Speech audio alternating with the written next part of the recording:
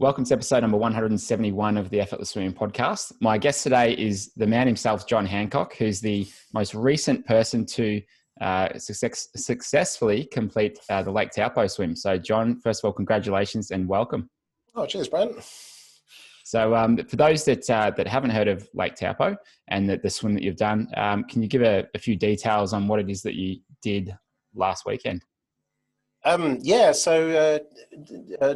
is the lake in the centre of the North Island of New Zealand. So if you look at a map of New Zealand, the North Island looks like a bagel, and it's got a big hole in the middle, and it's the caldera of an extinct, extremely large volcano, which is it's about 40 kilometres in diameter. So the swim is the longest axis of the lake. So it goes from the bottom sort of left-hand corner to the top right-hand corner, which is Taupo Township. It's sort of holiday resort.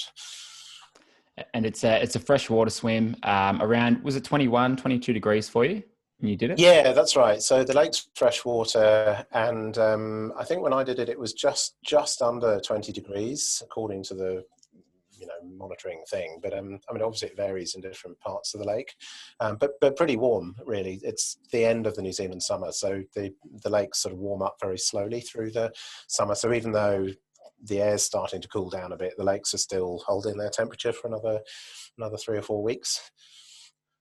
And in terms of the swim, this is we've had a friend of yours, Vicky Tate, on the podcast as well, who did the swim. It's probably 2 years ago now. Every time's a little bit blurred, but it's an amazing location, and I'm guessing that swim and the Cook Strait are sort of two of the main long distance swims that you can do in New Zealand there.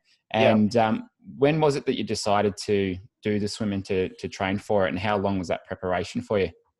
I got the idea from Vicky, actually. So I looked her up for you, Brent. So she was episode 116 in June 2018. That's when you interviewed her. Wow. Nearly 3 years ago. 3 years ago. That's incredible, huh?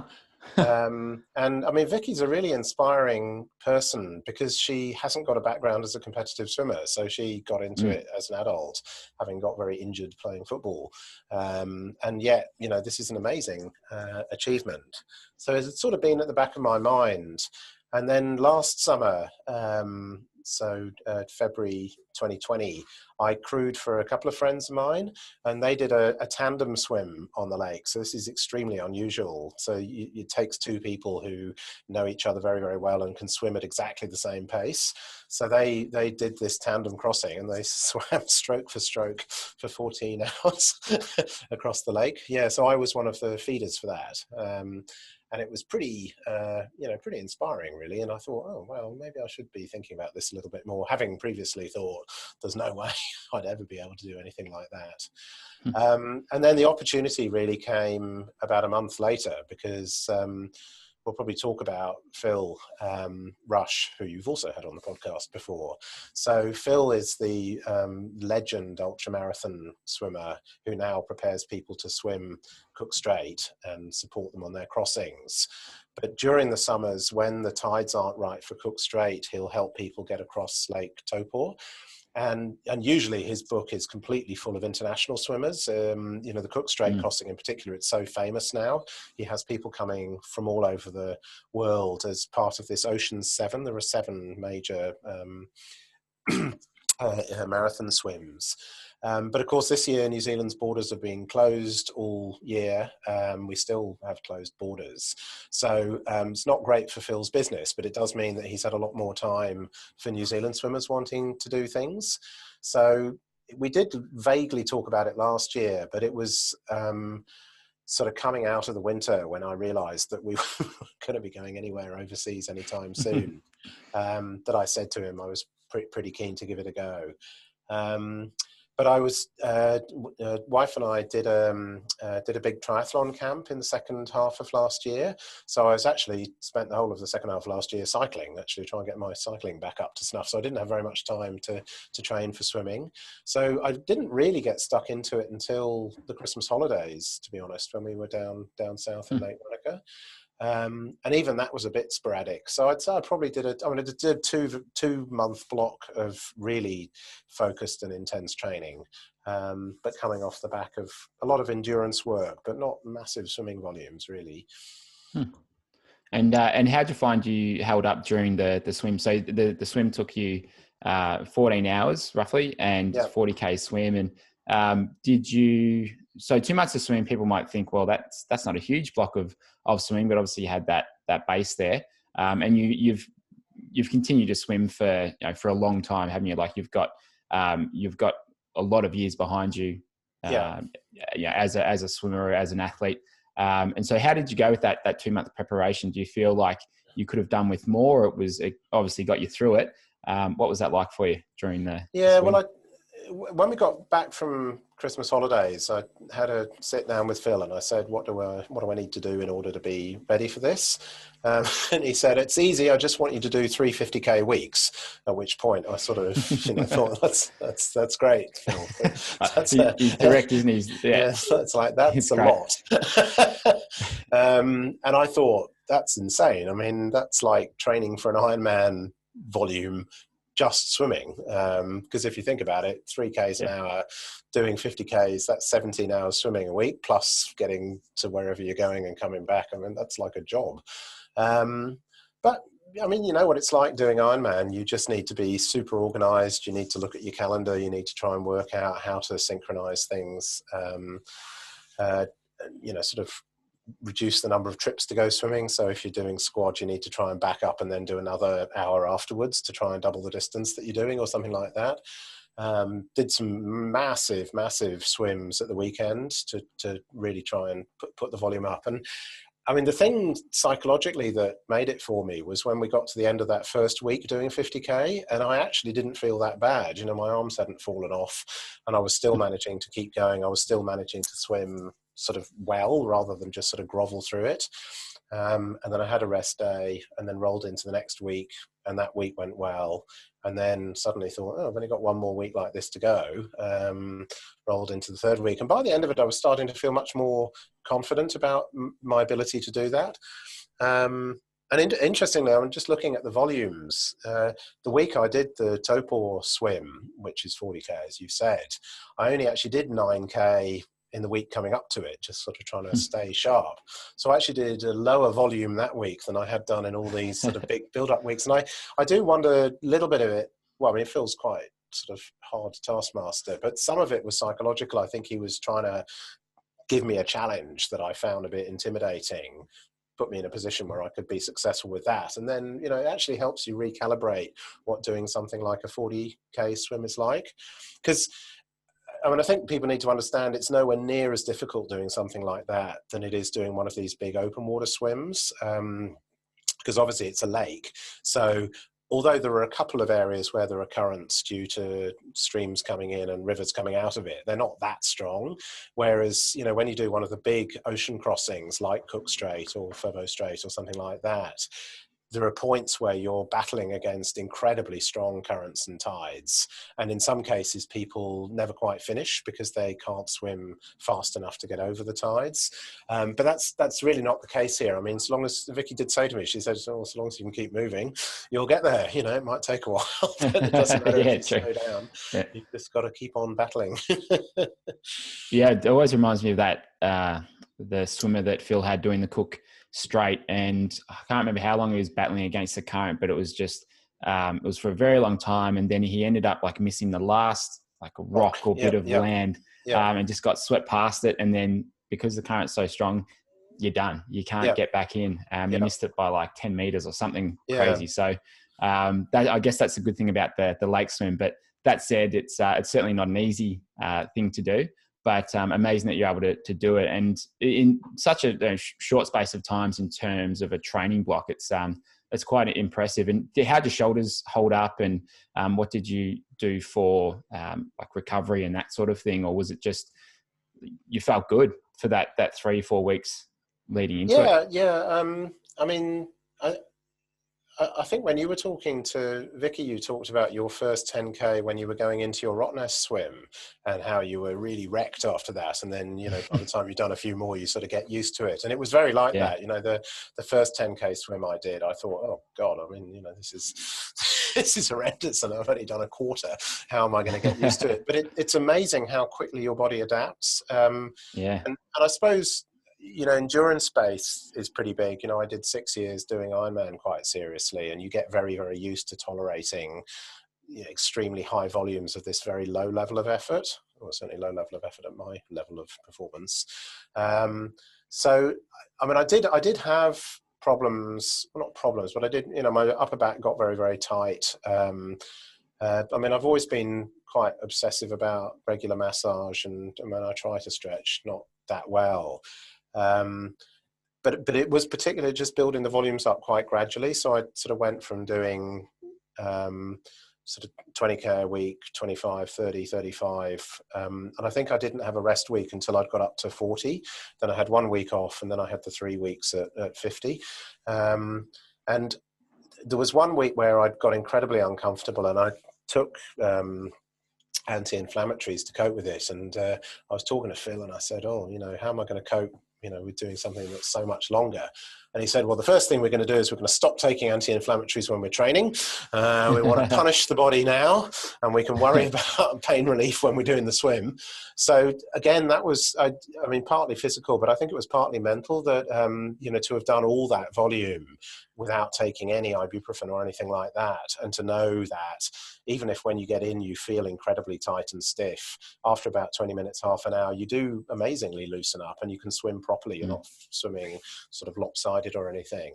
But again, to know that, it does mean that when you're actually doing the swim and things start hurting and niggling and stuff like that, you know that you can swim through it so long as you don't overwork things.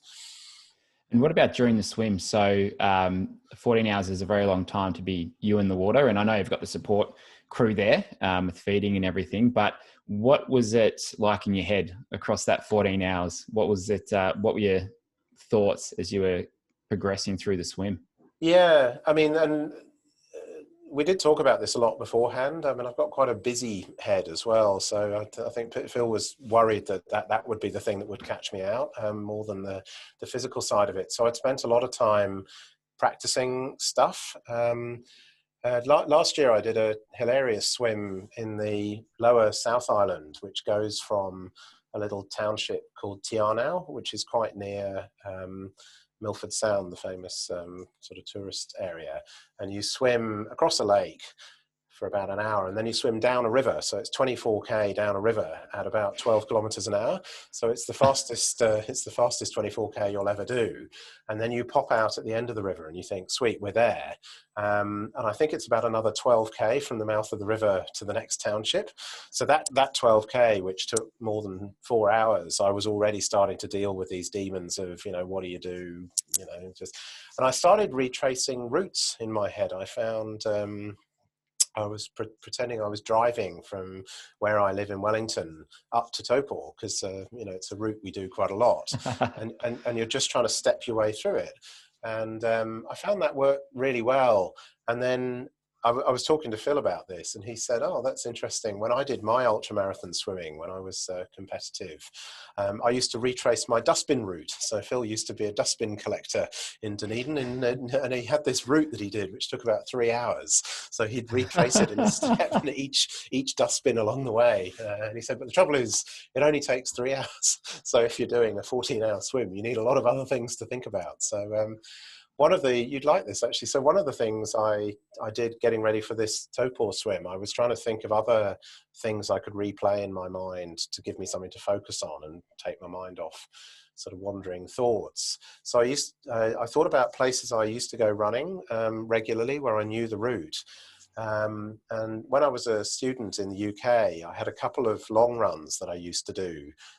from university, and I went to Google Maps and got down onto Street View, and I retraced them about 2 weeks before I did the swim.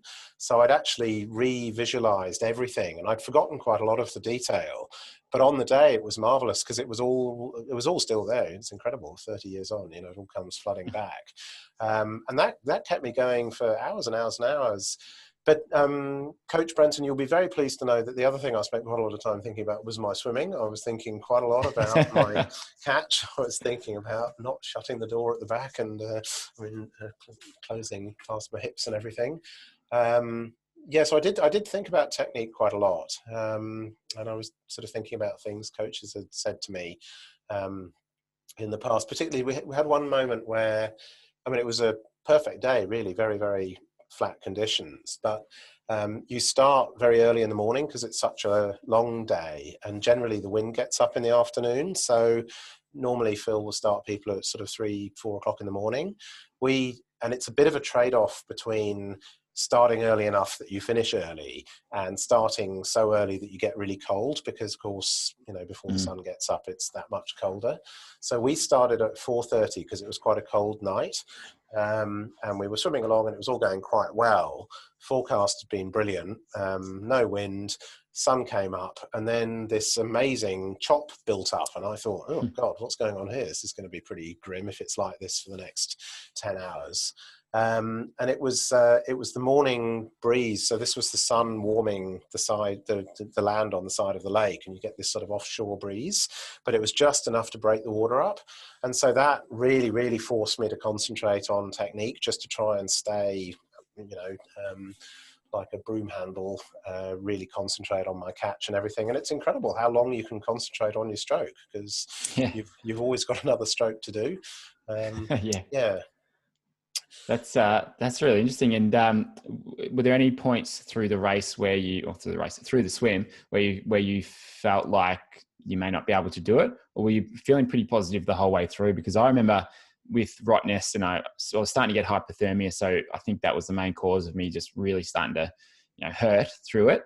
But I was just like, I had about, I don't know, 5-6 Ks to go, and I was just like, I wanted to get out, and I had to tell myself that I was so lucky to be here, and just like, you know, convince myself that I was fortunate to be doing this thing as much as I was hating it. So what were you like throughout the swim in terms of your positivity or dark thoughts? Where were you with that? No, pretty positive, Brent. I think I mean, I'm a very big believer in surrounding yourself with people who want you to be successful. So I've spent the whole time building up, you know, I've got great people around me. We've got a great community in Wellington of people. So I hadn't really had any negative people in my head building up into it. And, you know, what we were talking about earlier of Phil sort of making me do some preparation, which convinced me that I could do it physically. And it is an easy swim, right? It's not that, you know, awful things happened. I mean, there were two moments where I almost lost my balance. So one of them was this moment where it got very choppy just after dawn, and I hadn't anticipated that, and it sort of just caught me by surprise a bit. And I think if that had gone on for another sort of 6 or 7 hours, I think I would have found that quite hard. And there was another moment when you're about 35k into the swim, and there's a point, it's really the first feature that you've seen for about 15 kilometers, and there's actually quite a strong current coming off the point, which I remember from last year when I was crewing for these friends, but I'd completely forgotten about it. And we were swimming along, and I'd done all the maths in my head of how long it was going to take to get there, and nothing was happening. I was sort of thinking, oh, what's going on? And at one of the feeding stops, I said, you know, I'm behind. What's sort of my technique gone wrong? And Phil said, no, this is the current. You just gotta swim through it, and then you'll be fine when you get on the other side of it. And again, I think it was just the fact I hadn't anticipated that, so I'd almost got a little bit rose tinted in the way I'd thought my way through the swim. But in terms of the discomfort and the fatigue, and, you know, sort of the demons in your head and everything, I mean, I think I prepared quite well for that. So I mean, there really wasn't any point where I thought I wasn't going to manage to do it. And I suppose, again, that's not unlike my Ironman races, I mean, I never did particularly well, but I was never really thinking I wasn't going to finish. It was more a question of how good a job I'd make of it. Mm. Yeah, that's interesting. Well, that's really good to hear. And you're very, when you talk about it, you make it sound like it's this thing you just did on the weekend, and it's, less of a deal than I think it really is. But, I think that's all part of your personality and your character. And because I remember, you'll remember this too, obviously, is the frog challenge that we did down swim run. The swim run. So this was, I'm going to get my dates wrong here, but I'm going to say like 2016, maybe. Possibly 2000. Yeah, probably 2016. Yeah. So we did this swim run race down. I think it was Rosebud. It started from down in the Mornington Peninsula, and it just it took all day long, and it ended up being like 30 something K of running and nearly 10K of wading through the water and a little bit of swimming because it was pretty low tide, I think.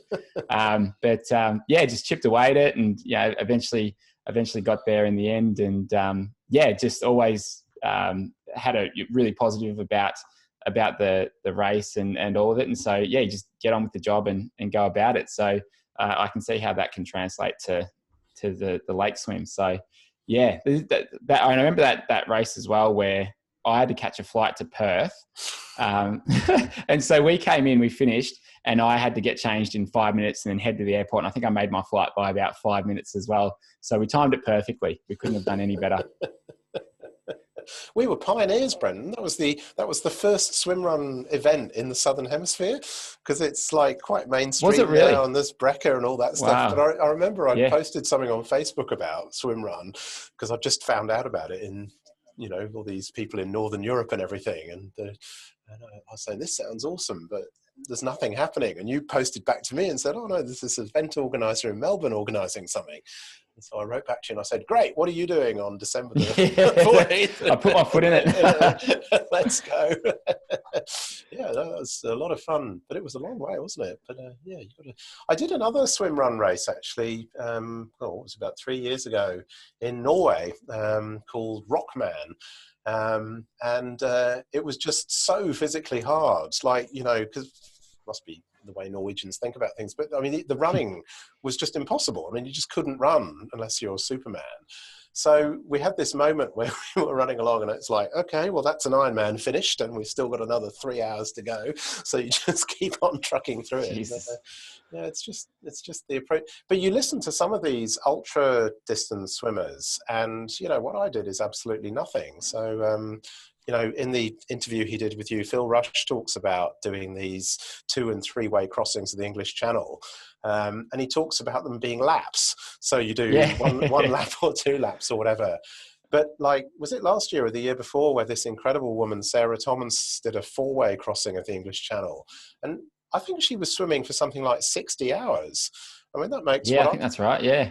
Completely nothing. So it's just about how you approach these things. Yeah, that's right. It's all about perspective, isn't it? So, it's congratulations on the swim. It's I think it's a huge achievement, and I'm sure you're proud of what you've done, and just add it to the list of crazy events that you've done. And I don't want to ask what's next, because it's probably going to just continue to progressively get harder and more challenging and more out there. But you were talking to Phil the other day, and we were talking about this before the call, was talking about what it's going to be like after the swim. And I think this happens with any sort of long distance event or something that you train for a long time, is you're going to have this big high, and then you're going to have Brent, I just lost my Wi-Fi there. I got. Sorry, you were talking to Phil. You were talking to Phil the other day, and then I'm afraid I disappeared briefly. No, that's right. So when you were talking to Phil the other day about what's going to happen after the swim, so you've got this big high. After the swim, everyone wants to talk to you about it, and then afterwards, it's going to be this sort of quiet period. And can you talk a little bit about what Phil was mentioning to you, and what you're sort of expecting in the next few weeks as things Yeah, die yeah. down? Well, so I said to him, how do you recover and everything? Because I was thinking the whole physical recovery is probably quite hard. And he said, no, you'll be fine, actually. And he was right. I mean, the day after the swim, I was incredibly stiff, particularly in my upper back and arms. But actually, within a day or two, I was okay, and I just about managed to swim with a little bit of discomfort. And then, sort of late last week, I started getting incredibly tired, and it's almost like the body breathing this big sigh of relief. But Phil said to me, so you'll get through that, and then your body will come right, and you'll feel right as rain. And then you'll crash mentally. And what's going on is that you get loads of stimulus and feedback from everyone, because everybody's very excited by this and they want to know what you've done, and everyone's telling you positive things. And then that passes, and then you sort of drop into this sort of black hole of sort of no feedback. So you need to be ready for that. You need to make sure you've got stuff to sort of stimulate you and keep you pushing forward. So that hasn't happened to me yet. I mean, I suppose that's a bit like they talk about the sort of post-Ironman depression syndrome, don't they? That, people have had this incredible run into Ironman and it just occupies every waking minute. And then you have this huge stimulation of doing the event and after the event. And then there's sort of, nothing, and you need to replace it with something constructive.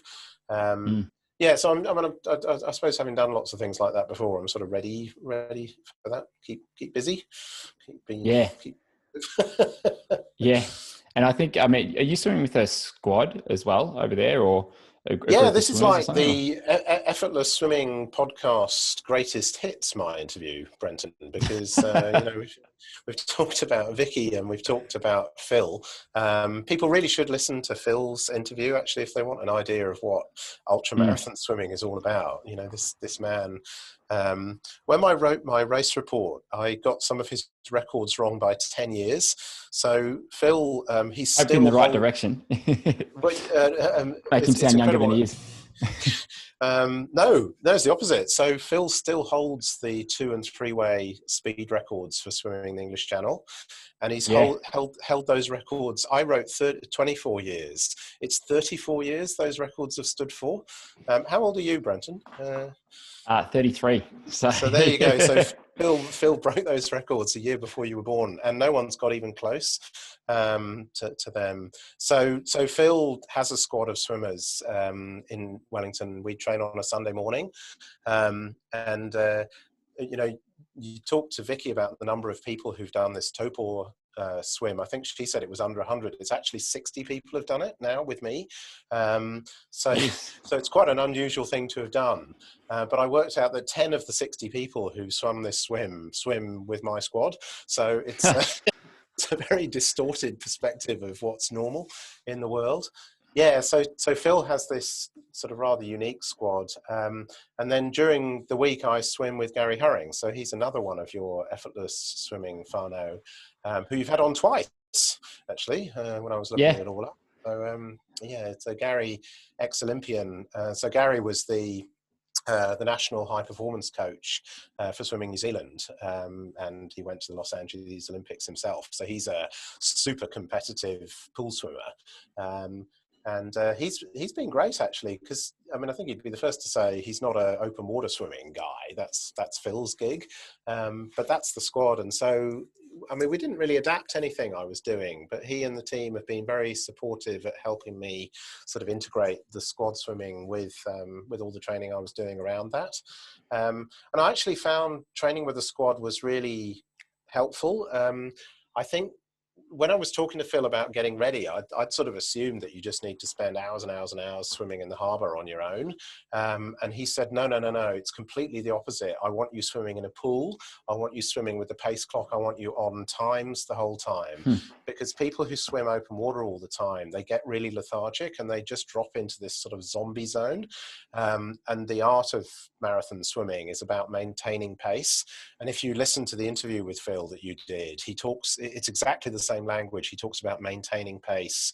And for him, I think it was very important because when you're doing these crossings, you need to be able to swim ahead of the tide So you've got to get over in however long it takes for the tide to turn. Otherwise, suddenly you discover that you're fighting it before you've got to the other side. So being able to start quickly and then keep on going. And actually, squad swimming is really great for swimming quickly because, you know, you've got other people and you've got a coach barking at you and you've got goal times and you've got, you know, stuff like that. So, I mean, even though it sounds very non-specific for doing something like that, that was actually quite an important part of my build-up, I'd say, that swimming with the squads. Yeah, and it's such a good little swimming community there in Wellington, and I think having that that squad and that support there afterwards as well makes that transition to post race so much easier to do. And it's because you came to Hell Week, was it the very first one? I was trying to think. I did the first two. Yeah, that's right. Yeah, 15 and 16, I think it was. And since then, we've had such a big contingent of Wellington swimmers come and do camps of all sorts, and developing a relationship with Phil and with Gary has been fantastic. So got a soft spot in my heart for Wellington, and just really just love the group over there. So it's a fantastic group to be a part of. Yeah, they've all said they're looking forward to you organising some more camps in Tanyapura and Noosa and Hawaii. So Gary was saying this morning, tell Brenton he needs to get his finger out and organise the open borders for us. Small problem is there's some real difficulty getting back into New Zealand when you've been overseas, but it's good here at the minute. Yeah, same thing. I'm hoping they open this Trans-Tassie border. Yeah. Which would be great. So I was planning to run a Noosa camp in May, but I'm just like, I don't know. Like, I don't know if it's going to be open, and I don't really want to run it without the New Zealand border being open because I think we'll have a big contingent of Kiwis coming over, and I'd like Gary to come over and coach and that sort of thing too. So wait and see what happens, but I'll send my letter to my local MP, and that will get tossed in the bin. But I'll feel like I've done my part at the very least. So. Thanks so much for coming on the podcast, John. It's been great having you on. And congratulations. It's awesome to hear that you did the swim. I didn't know you were training for it. So when I saw that you posted, I think 2 days before it, this is how you can track me for the swim. It's like, awesome. Let's go. Let's watch you do it. So yeah, congratulations. Oh, brilliant. Cheers, Brent. Nice to see you again.